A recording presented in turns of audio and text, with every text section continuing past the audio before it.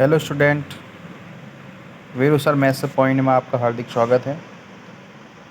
हम लेके आए सामाजिक विज्ञान के मोस्ट इम्पोर्टेंट ऑब्जेक्टिव जो कि एग्ज़ाम में 32 नंबर के पूछे जाते हैं। तो देख लीजिए आप, पार्ट 1 विकास, इसके ऑब्जेक्टिव हैं। पहला ऑब्जेक्टिव हमारे सामने है कि देश की प्रति व्यक्ति आय की गणना किस आधार पर की जाती है, तो उस देश की जनसंख्या से, है ना। दूसरा है किस पड़ोसी देश में मानव विकास लिहाज से भारत से उस स्थिति की ओर बेहतर है, तो श्रीलंका। भारत के किस राज्य में प्रति व्यक्ति आय सबसे कम है, बिहार में। मानव विकास की रिपोर्ट कौन सी संस्था जारी करती है, यूएनडीपी। औसत आय को क्या कहते हैं, प्रति व्यक्ति आय।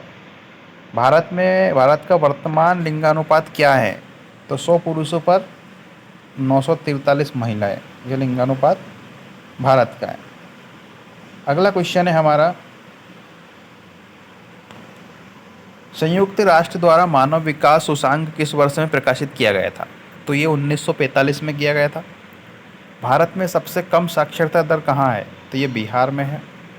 केरल में प्रति व्यक्ति शिशु मृत्यु दर क्या है 2015 के अनुसार, 7 प्रति हजार, है ना, 7 प्रति हजार। राष्ट्रीय विकास का क्या अर्थ है, चहुमुखी विकास। राष्ट्र की प्रति व्यक्ति आय का अर्थ क्या है, किसी राष्ट्र में रह रहे सभी व्यक्तियों की औसत आय। सबसे अधिक साक्षरता वाला राज्य कौन सा है, तो केरल है। अगले क्वेश्चन की हम बात करते हैं। तो अगला क्वेश्चन है हमारा, भूमिगत जल किस प्रकार का संसाधन है, तो नवीनीकरण, है ना। तमिलनाडु में ग्रामीण क्षेत्रों के कितने प्रतिशत लोग शासन की दुकानों पर प्रयोग करते हैं, 90%। किस राज्य की प्रति व्यक्ति आय सबसे अधिक है, हरियाणा की। किस व्यक्ति को अल्प पोषित कहा जाएगा, उसके शरीर का द्रव्यमान सूचकांक कितना होगा, तो 18.5 से कम। मानव विकास सूचकांक से 2019 में भारत से कौन से स्थान पर था, तो 130। नवीनीकरण संसाधन का उदाहरण बताइए, तो भूमिगत जल। अगला क्वेश्चन है हमारा, अब पार्ट 2 की बात करते हैं हम। भारतीय अर्थव्यवस्था के क्षेत्र कृषि किस क्षेत्र में सम्मिलित हैं, तो प्राथमिक क्षेत्र में। जैसे जैसे अर्थव्यवस्था विकसित होती है, राष्ट्रीय आय में तृतीय क्षेत्र के अंश पर क्या प्रभाव पड़ता है, तो ये प्रभाव बढ़ता जाता है। कौन सा व्यवसाय अर्थव्यवस्था के तृतीय क्षेत्र के अंतर्गत आता है, तो यह आएगा वकील, शिक्षक, डॉक्टर। अगला है, परिवहन, भंडारण, संचार एवं सेवाएं किस क्षेत्र के उदाहरण हैं, तो ये जाएगा तृतीय क्षेत्र के। अगला है, मनरेगा के अंतर्गत सरकार द्वारा ग्रामीण क्षेत्रों में वर्ष में कितने दिन रोजगार की गारंटी दी गई है, तो कितने दिन गई है, 100 दिन दी गई है ना, 100 दिन दी गई। तृतीय क्षेत्र को क्या कहा जाता है, तृतीय क्षेत्र को सेवा क्षेत्र कहा जाता है। मनरेगा कानून कब लागू किया गया था, मनरेगा कानून 2005 में लागू किया गया था। परिवहन एवं संचार क्षेत्र किस क्षेत्र के उदाहरण है, तो तृतीय क्षेत्र के उदाहरण है। 625 जिलों में काम का अधिकार किस कानून के अंतर्गत आता है, मनरेगा 2005 के। जीडीपी में सबसे अधिक योगदान किस क्षेत्र का है, तो तृतीय क्षेत्र का 57%। अगला है, निजी क्षेत्र के उद्योग उदाहरण हैं, तो Reliance industries, Tata iron and steel company limited. कौन सा अधिनियम रिलायंस कंपनी में लागू नहीं होगा, तो जाएगा मनरेगा।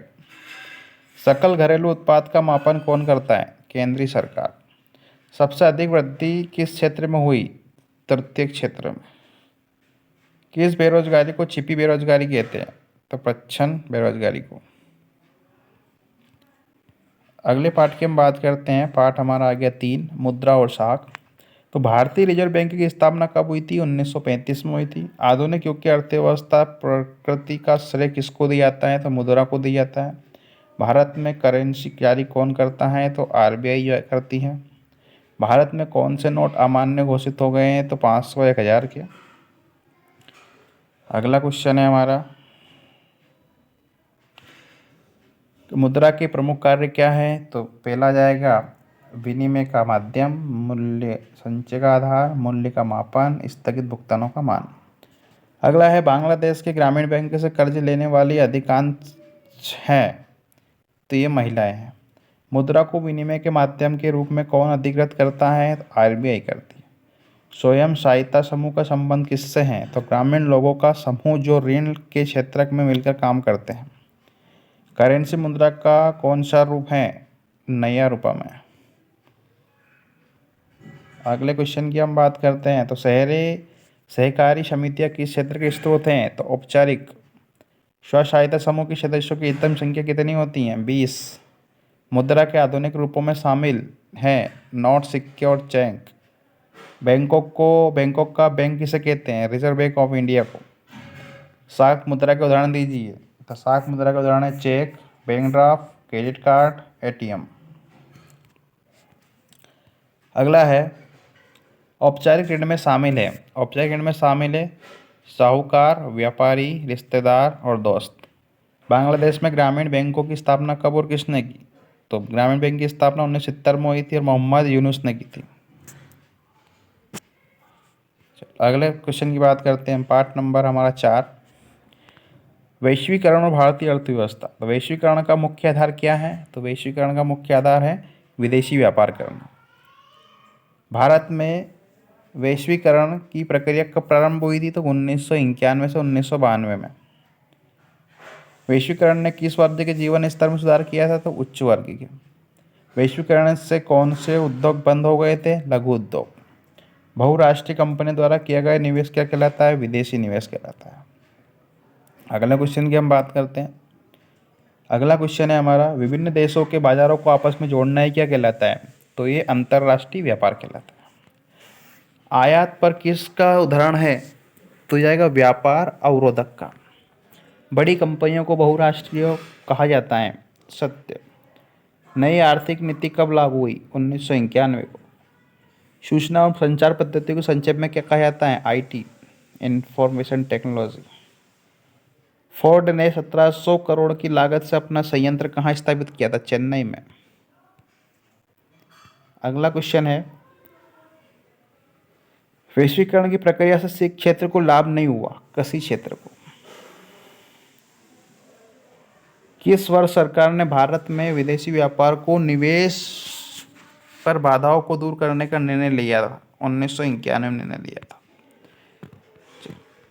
तो ये हमारा चैप्टर, हमारे 4 क्वेश्चन थे, मतलब 4 चैप्टर के थे मोस्ट इम्पोर्टेंट ऑब्जेक्टिव जो 1 नंबर में पूछे जाते हैं और पूछे गए हैं।